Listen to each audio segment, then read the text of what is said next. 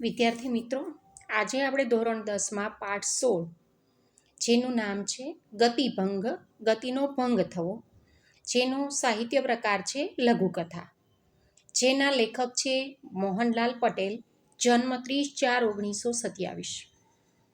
તેમનું આખું નામ છે મોહનલાલ બાપભાઈદાસ પટેલનું વતન ઉત્તર ગુજરાતનું પાટણ છે. વર્ષો સુધી શિક્ષણ કાર્ય કર્યા બાદ હાલ પોતે નિવૃત્ત જીવન ગાળે છે. પ્રત્યાલંબન, ઝાકળમાં સૂરજ ઉગે આ એમની લઘુકથાઓના સંગ્રહો છે. બંધન, ડેડ એન્ડ, હાસ્યમર્મર, લાંછન આ તેમની નવલકથાઓ છે. ગુડ મોર્નિંગ અમેરિકા એમનો પ્રવાસ ગ્રંથ છે. પોતે અમેરિકા ગયેલા છે એટલે એમણે પ્રવાસ ગ્રંથ લખેલો છે. મોપાસાની શ્રેષ્ઠ વાર્તાઓ એમનું અનુવાદનું પુસ્તક છે. એમણે પોતે છે એ અનુવાદ પણ કરેલો છે. તો અહીંયા આ એક લઘુકથા છે. તમને ખ્યાલ હશે કે લઘુકથા છે એમાં જીવનની એક ચોટ હોય છે, જીવનની એક કરુણતા છે છુપાયેલી હોય છે. ઘણીવાર તમે વર્તમાનપત્રો છે, પેપરો છે, સામયિકો છે, એમાં તમે કટાક્ષ કથાઓ, લઘુકથાઓ છે વાંચતા હો છો અને ખરેખર વાંચવી જોઈએ કે જેમાંથી આપણને જીવનનો છે ચોટ મળે છે, લાઘવ મળે છે, બોધ મળે છે, ક્યારેક પ્રેરણાઓ મળે છે. એટલે આવી બોધ કથાઓ, લઘુકથાઓ, કટાક્ષ કથાઓ છે વાંચવી જોઈએ. આ નાની એવી લઘુકથા છે. હંમેશા લઘુ એટલે નાની.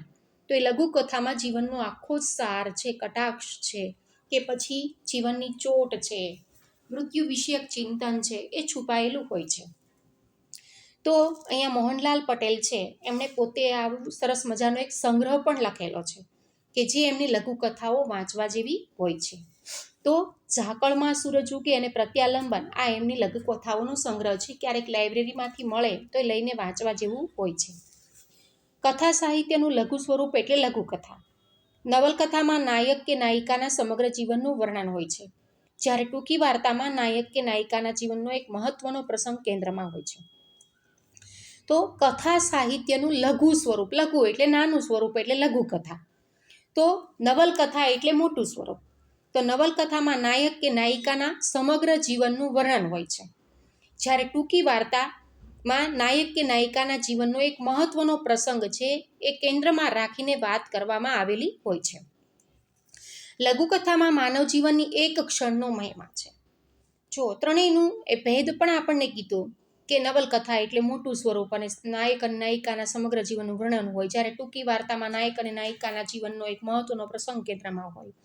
તો લઘુકથામાં માત્ર માનવ જીવનની એક જ ક્ષણ, એક જ પળ એનો મહિમા છે, મહત્વ અહીંયા બતાવવામાં આવેલું છે, જે અત્યંત લાઘવથી એટલે કે ટૂંકમાં એક જીવનનું એક ચોટ આપી જાય છે, જે કરુણ પ્રસંગ છે અહીંયા વર્ણવી જાય છે, આઘાત આપી જાય છે.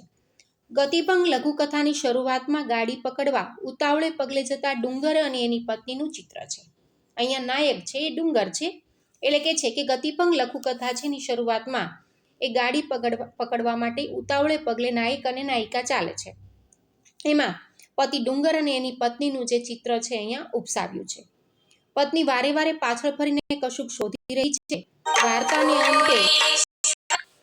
વાર્તાને અંતે છે જીવનની જે ચોટ છે અહીંયા જોવા મળે છે. પત્ની છે પોતે વારે વારે છે પાછળ ફરીને કાંઈક જોવે છે અને વાર્તાનો અંત એટલો બધો હૃદયદ્રાવક છે, કરુણતાસભર છે કે માતાને ચાલતા ચાલતા પોતાની પાછળ મૃત્યુ પામેલી દીકરીના પગલાંની છાપ દેખાય છે. અહીં માત્ર ચાલવાની ગતિનો જ ભંગ નથી, પણ પાત્રોના વિચારોની ગતિનો પણ ભંગ છે. કે અહીંયા પત્ની છે એ પોતાની મૃત્યુ પામેલી જે દીકરી છે એના ગાડીમાં જ્યારે જાય છે રેલવે સ્ટેશને, ત્યારે દીકરીના પગલાંની છાપ એને દેખાય છે. તો અહીંયા માત્ર ચાલવાની ગતિનો જ ભંગ નથી થતો, પણ સાથે સાથે જે પાત્રો છે નાયક અને નાયિકા એની વિચારોની ગતિનો પણ ભંગ છે. કોઈ પણ માણસ માટે પોતાનું સ્વજન જે ગુમાવ્યું હોય છે ત્યારે એની વેદના છે, પીડા છે, કરુણતા છે એ હૃદયદ્રાવક હોય છે, જે આપણા દિલને, આપણા હૃદયને પણ હચમચાવી મૂકે છે. અહીંયા પત્ની છે સતત પોતાની મૃત્યુ પામેલી જે દીકરી છે એની સ્મૃતિમાં, એના સંસ્મરણોમાં જ ખોવાયેલી છે. તો અહીંયા લેખકે કેવી સરસ મજાની લઘુકથા છે એ બનાવી છે કે ચાલવાની ગતિની સાથે જે મૃત્યુ પામેલી દીકરી છે એને વિચારોની ગતિનો ભંગ એ સાથે જોવા મળે છે.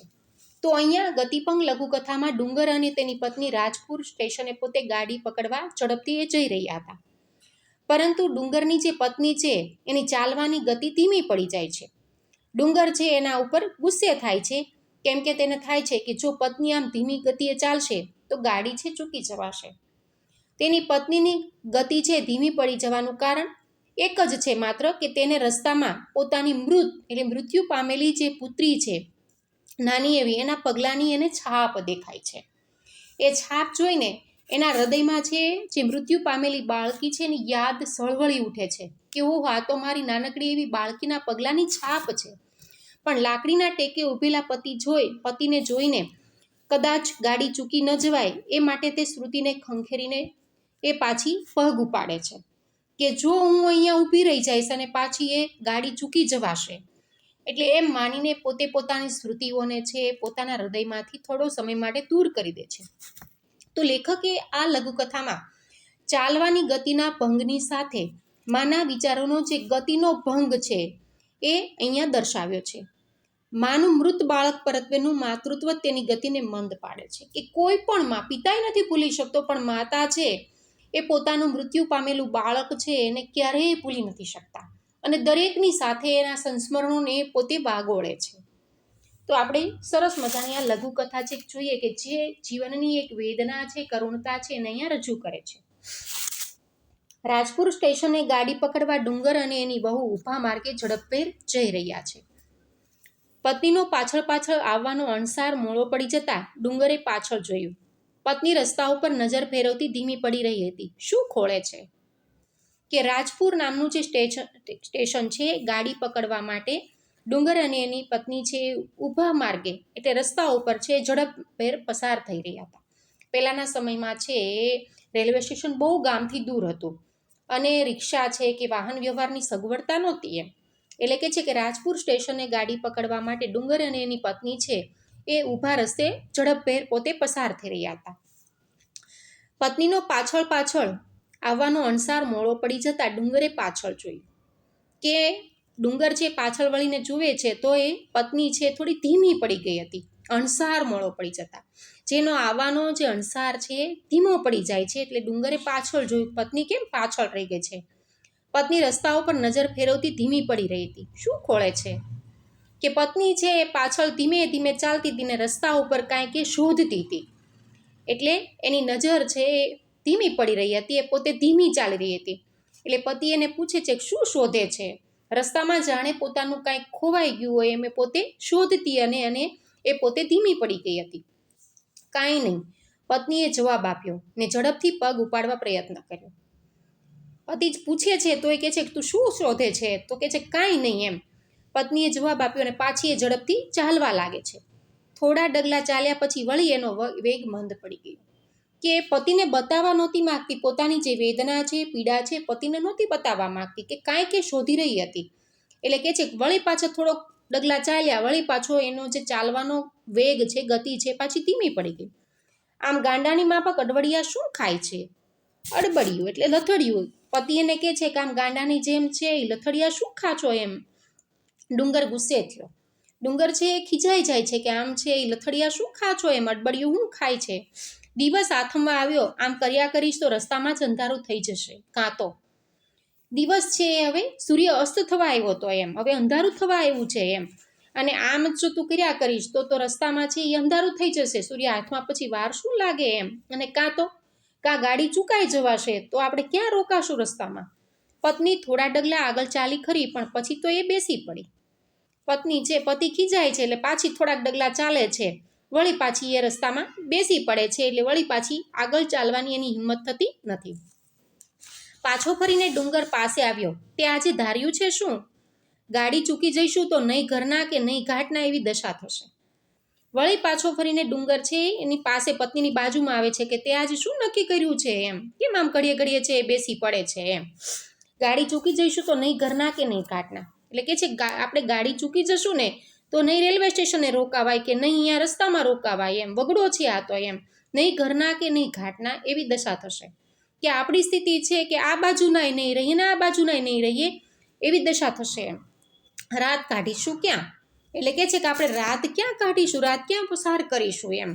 તું ચાલવા માંડ ને એમ, કારણ કે સૂર્ય આથમવા માંડ્યો છે, ક્યાં આપણે જશું, નહીં ઘરના કે નહીં આકાશના, નહીં આ બાજુના કે નહીં તે બાજુના, એવી સ્થિતિ થશે એમ. રાત કાઢીશું ક્યાં? પત્ની કશું જ બોલી નહીં કે રાત ક્યાં પસાર કરશું એમ. પત્ની કાંઈ બોલતી નથી. ભાવાદ્ર બનીને એ તો નજરની પીછીને ધૂળ ઉપર પસવારી રહી હતી. ભાવાદ્ર લાગણીસભર બનીને એ પોતે નજરની જે પીછી છે એની પર પીછીને ધૂળ ઉપર પસવારી રહી હતી. પોતાની જે નજર દ્રષ્ટિકોણ છે એને એ પોતાની પીછીને છે એ ધૂળ ઉપર છે એ પોતે ફેરવી રહી હતી. જોયું? એ બોલી. પછી પતિને કહે છે, જોયું તમે? એ બોલે છે, શું? મને તો કંઈ દેખાતું નથી. નજરથી એ પોતે છે ધૂળ ઉપર પોતાની પીછી ફેરવી રહી છે. અને પતિને કહે છે, તમે આ જોયું? શું? મને તો કાંઈ દેખાતું નથી. પતિ કહે છે. પત્ની આંગળીનો છેડો છેક જમીન પાસે લઈ ગઈ. એક ઘાટીલી પગલીની છાપ એ બતાવી રહી હતી. પત્ની જે નીચે બેસી જાય છે ને આંગળીના છેડાથી છેક એ જમીન પાસે એને લઈ જાય છે. એક ઘાટીલી પગલીની છાપ એ બતાવી રહી હતી. ઘાટીલી, સુંદર મજાની. એટલે કે છે કે એ સુંદર મજાની ઘાટીલી પગલીની છાપ એ પોતાના પતિને બતાવતી હતી. આપણી બબલીની જ પગલી જાણે. કે છે કે જુઓ તો આ આપણી બબલી, એટલે એનું નામ હતું એમ પુત્રીનું. એટલે કે છે કે આપણી બબલીની જ પગલી છે આ, જુઓ તો. હું તો ક્યારની આ પગલીઓ જોયા કરતી આવું છું. કે હું રેલવે સ્ટેશને જ્યાંથી આવી ઘરથી ત્યાં સુધી હું આ પગલીઓ જોયા કરતી આવી છું.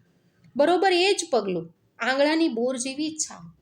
જો માતાની વેદના કેવી છે કે હું જ્યારથી ઘરેથી પસાર થઈ ત્યારથી અત્યાર સુધી હું એ પગલીઓ જોતી આવી છું. અને બરોબર એ જ પગલું છે એમ. આંગળાની બોર જેવી છાપ, નાની એવી છે ઢીંગલી. એટલે કે છે કે આંગળાની બોર જેવી નાની એવી છાપ છે. ગાંડી, એવા પગલાં તો ઘણાય હોય, લે ચાલ, મોડું થશે. પતિ એને ખીજાય છે કે ગાંડી, એવા પગલાં તો ઘણાય હોય, આપણી દીકરીને, આપણી પુત્રીને મૃત્યુ પામીને કેટલો બધો સમય થઈ ગયો એમ. એ પગલીઓ તો ભૂસાઈ પણ ગઈ હોય એમ. એવા પગલાં તો ઘણા ના હોય, લે ચાલ, હવે મોડું થશે. બાળકના પગલાંની છાપ જોઈ મૃત સંતાનની સ્મૃતિથી હાલી ઉઠેલી ડગી ગયેલી પત્ની પ્રત્યે સહાનુભૂતિનો બોલ પતિએ કાઢ્યો. કે એણે પોતે પણ બાળકની પગલાંની છાપ જોઈ. પોતાની મૃત્યુ પામેલી જે પુત્રી છે એની જે સ્મૃતિઓ એના યાદથી છે પત્ની છે હલબલી ઉઠી છે એમ. અને ડગી ગઈ છે, એની હિંમત હારી ગઈ છે એમ. એ જોઈને પત્ની પ્રત્યે પતિને પણ સહાનુભૂતિ છે એ સંભાવ, હમદર્દી થાય છે. અને પતિ છે એ કહે છે કે આ એ વાત સાચી છે એમ. એટલે કે છે કે સહાનુભૂતિનો બોલ પતિએ પણ કાઢ્યો. હમદર્દી, સંભાવનો બોલ, શબ્દ એ પણ બોલે છે. પત્ની બેસી જ રહી. એ બોલી, ખેતરે જતા અને આવતા આગળ દોડી જતી બબલીની પગલીઓ મારે અહીં જડાઈ ગઈ છે. પત્ની પોતે ત્યાં બેસી જાય છે એમ. એનામાં હવે આગળ ચાલવાની હિંમત નથી ચાલતી એમ. એટલે કે છે કે પત્ની ત્યાં જ બેસી જાય છે અને બોલે છે કે ખેતરે જતા અને આવતા આગળ દોડી જતી બબલીની પગલીઓ મારે એ જડાઈ ગઈ છે. કે રેલવે સ્ટેશનના માર્ગ ઉપર પોતાનું ખેતર પણ હતું. પોતે બંને પતિ પત્ની જ્યારે ખેતરે જતા હતા ત્યારે નાનકડી એવી પુત્રી પણ એની સાથે છે એ ડગમગ ચાલતી આવતી હતી. એટલે કે છે કે ખેતરે જતા ને આવતા આગળ દોડી જતી જે આપણી બબલીની જે પગલીઓ છે એ ખરેખર મારા હૃદયમાં છે જડાઈ ગઈ છે. આ એ જ પગલી છે. હું કાંઈ એ પુત્રીની પગલીઓને ભૂલું ખરી? અને આ ખરેખર એ જ પગલી છે એમ. પગલીના બીબામાં પત્નીની નજર ઢળી હતી. કે એ પગલીના બીબામાં, પગલી જે હતી એના બીબામાં, એના પ્રતિબિંબમાં પત્નીની નજર સ્થિર થઈ ગઈ હતી. એટલે કે છે આ એ જ પગલી છે. ડુંગર એકવાર પત્નીના મુખ સામે જોઈ રહ્યો અને પછી પોતાની નજર ગગનના કોઈ માર્ગ તરફ વાળી લીધી. બંને જણ સ્થિર થઈ ગયા.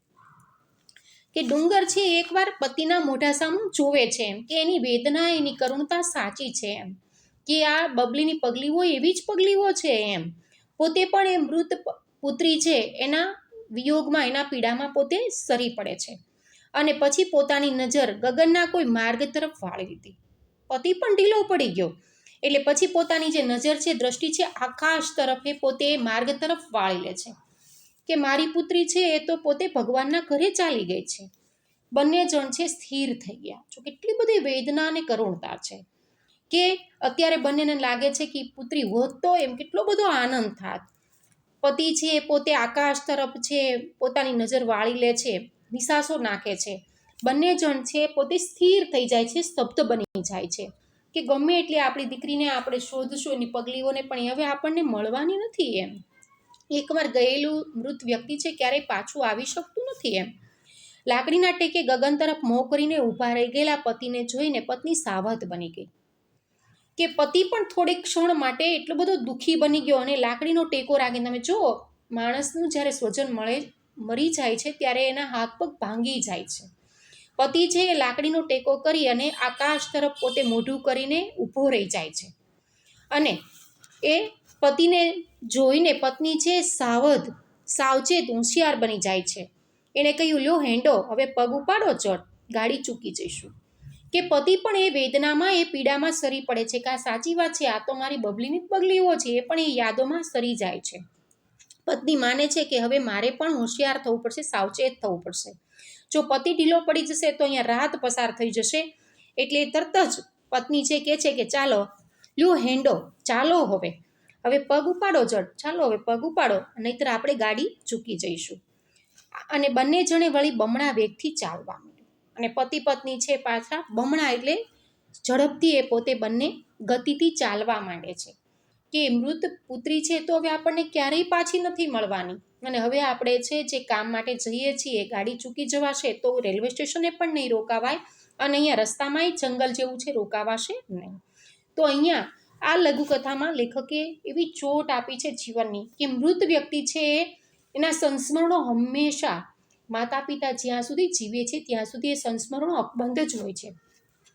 મૃત વ્યક્તિ હોય એમાંય ખાસ કરીને નાનું બાળક છે તો ક્યારેય ભૂલાતું નથી, વિસરાતું નથી. તો ચાલવાના ગતિભંગની સાથે વિચારોના ગતિભંગને મૂકીને લેખકે અસહ્ય વેદના, ચોટ, કરુણતા અહીંયા રજૂ કરી છે. તો આ સરસ મજાની લઘુકથા છે. તો વિદ્યાર્થી મિત્રો, આ જે ગતિભંગ છે એના સ્વાધ્યાયના પ્રશ્નો પાકી બુકમાં છે લખવાના છે. જ્યારે તમે સ્કૂલે આવો ત્યારે એ પાકી બુક બતાવવાની છે.